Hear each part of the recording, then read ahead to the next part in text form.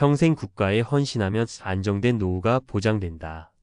우리는 오랫동안 그렇게 믿어왔습니다. 하지만 그 안정된 노후의 상징인 연금 개시일이 점점 늦춰지면서 퇴직과 연금 수령 사이에는 길고 어두운 소득 절벽이라는 함정이 도사리고 있습니다. 바로 이 소득 공백을 메우기 위해 많은 퇴직자들이 퇴직금을 들고 창업에 뛰어듭니다. 하지만 한 전문가는 회사 밖은 지옥이라며 준비 없는 50대 은퇴 후 창업은 99% 망한다 고 단언합니다. 오늘 평생의 자부심이 한순간에 빚더미로 전락한 한 전직 공무원의 가슴 아픈 이야기를 통해 퇴직금이라는 마지막 보루를 지키기 위해 우리가 무엇을 알아야 하는지 냉정하게 짚어보겠습니다. 최근 온라인에 공개된 한 채무 탕감 사례는 한편의 비극과 같습니다. 30년간 교정직 공무원으로 성실히 근무했던 김진철 씨. 57세에 명예퇴직하며 그는 지난 세월에 대한 뿌듯함과 동시에 앞으로 8년 뒤에나 나올 연금을 기다려야 한다는 막막함에 휩싸였습니다. 아직 젊은데 이대로 가만히 있을 순 없다. 자식들에게 손 벌리지 않으려면 뭐라도 해야 한다. 는 조바심이 그의 마음을 무겁게 짓눌렀습니다. 결국 그의 첫 선택은 많은 퇴직자들이 그러하듯 비교적 만만해 보이는 음식점이었습니다. 평생 규율과 서류, 정해진 절차에 익숙했던 그에게 매일 새벽 시장에 나가 식자재 가격을 흥정하고 시시각각 변하는 손님들의 비위를 맞추는 일은 상상 이상으로 버거웠습니다. 억지로 웃으며 손님을 맞아도 받지만 야심차게 시작한 가게는 불과 6개월 만에 텅 비었고 저금의 절반이 신기루처럼 허공으로 사라졌습니다. 그 순간 김진철 씨를 덮친 것은 단순히 실패의 쓴맛만이 아니었습니다.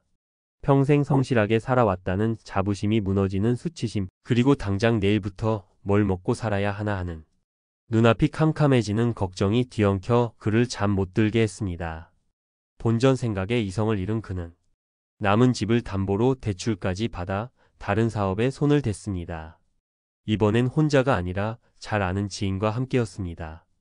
이번엔 다르다. 서로 의지하면 괜찮을 것이라고 스스로를 다독였지만 돈이 얽히자 끈끈했던 인간관계는 사소한 의견 충돌로도 쉽게 금이 갔습니다.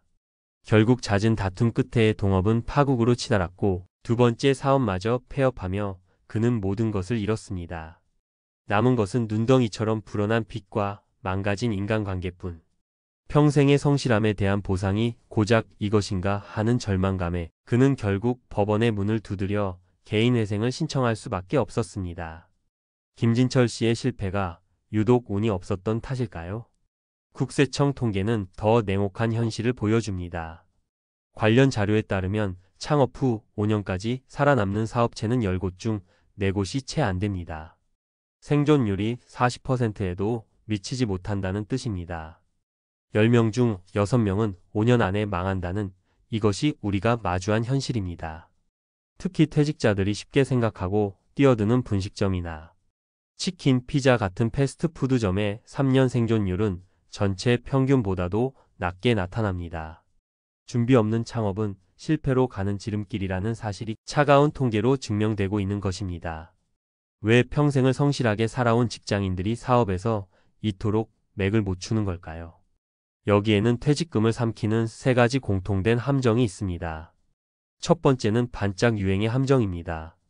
한때 거리를 휩쓸었던 마라탕이나 탕후루처럼 폭발적인 인기를 끄는 아이템들을 보면 나도 저거 한번 해볼까 하는 생각이 들기 쉽습니다. 하지만 한 창업 전문가는 이것이 가장 위험한 생각이라고 경고합니다. 유행은 생각보다 짧고 주 소비층인 젊은 세대의 변덕스러운 취향을 50대가 따라잡기란 거의 불가능에 가깝습니다. 결국 유행의 끝물에 비싼 권리금과 인테리어 비용만 날리고 쪽박을 차는 시니어 창업자가 부지기수입니다. 두 번째는 왕년의 경험이라는 착각의 함정입니다. 한 언론 기사는 50대 창업 실패의 가장 큰 원인 중 하나로 남의 말을 듣지 않고 과거 경험에만 의존하는 태도를 꼽습니다. 조직 내에서 부장, 팀장으로 거느리던 부하 직원과 얻었던 성공의 경험이 오히려 세상의 변화를 읽는 눈을 가리고 유연한 판단을 막아 사업을 위기로 몰아넣는 것입니다. 세 번째 함정은 몸과 마음이 무너지는 자영업의 현실을 간과하는 것입니다. 정시 출퇴근과 주말이 보장되던 공무원의 삶과는 180도 다릅니다. 하루 14시간을 서서 일하는 것은 기본이고 명절에도 주말에도 가게 문을 닫을 수 없습니다. 단단했던 몸은 금세 방전되고 예측 불가능한 손님과 각종 진상을 상대하며 마음은 너덜너덜해집니다. 이 혹독한 육체적, 정신적 소모를 감당하지 못해 결국 건강을 잃고 가게 문을 닫는 경우가 너무나도 많습니다. 그렇다면 김진철 씨는 무엇을 다르게 해야 했을까요? 벼랑 끝으로 내몰리기 전 우리는 소득 절벽에 튼튼한 다리를 놓아야 합니다. 4가지 현실적인 방법을 제안합니다.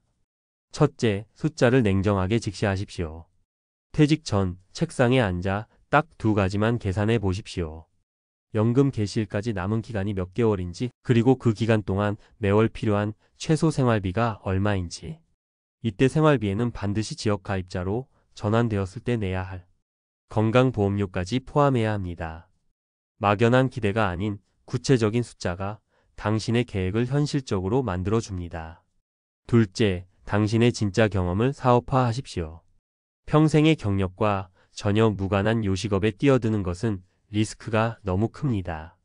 대신 자신의 전문성을 살릴 수 있는 지적인 생산성이 높은 비즈니스를 찾아야 합니다. 전직 공무원이었다면 행정사무나 관련 정책 컨설팅, 기술직이었다면 관련 분야의 자문이나 교육 등 몸이 아닌 머리와 경험을 쓰는 일을 진지하게 고민해야 합니다. 셋째, 바로 뛰어들지 말고 테스트부터 하십시오. 퇴직금 전부를 거는 도박을 해서는 안 됩니다.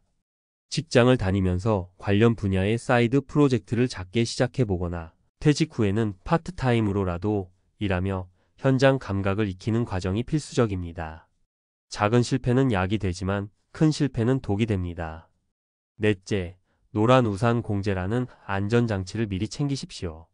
만약 자영업을 시작하기로 마음먹었다면 사업자 등록 즉시 자영업자의 퇴직금이라 불리는 노란 우산 공제에 가입하는 것이 현명합니다. 연간 최대 500만 원에 달하는 강력한 소득 공제 혜택은 물론이고 무엇보다 법적으로 압류가 금지되어 있어 만에 하나 사업이 어려워져도 최소한의 재기 자금을 지킬 수 있는 최후의 보루가 되어줍니다. 퇴직 후의 삶은 100m 단거리 경주가 아닙니다. 끝이 보이지 않는 마라톤과 같습니다. 화려한 출발보다는 넘어지지 않고 꾸준히 완주하는 것이 훨씬 더 중요합니다. 평생 동안 성실함으로 쌓아 올린 당신의 자부심과 소중한 퇴직금이 한순간의 성급한 판단으로 무너지지 않도록 오늘 제가 말씀드린 함정들을 꼭 기억해 주십시오. 그리고 당신의 품격 있는 노후를 위해 오늘부터 차근차근 안전한 다리를 건설해 나가시길 진심으로 바랍니다. 철저한 준비만이 당신을 지켜줄 것입니다. 오늘 내용이 당신의 2번째 인생을 준비하는데 조금이나마 도움이 되셨다면 구독과 좋아요로 응원해 주시기 바랍니다. 그리고 비슷한 고민을 하고 계신 분들이 있다면 댓글로 여러분의 소중한 생각과 경험을 나눠주세요. 여러분의 이야기가 다른 누군가에게는 큰 힘과 지혜가 될 수 있습니다. 감사합니다.